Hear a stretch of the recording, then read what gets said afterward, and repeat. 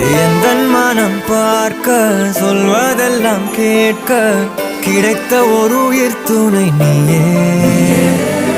என் சிரிப்பில் பாதி என் துயரில் பாதி பகிர்ந்து நீ அருந்துகிறாயே.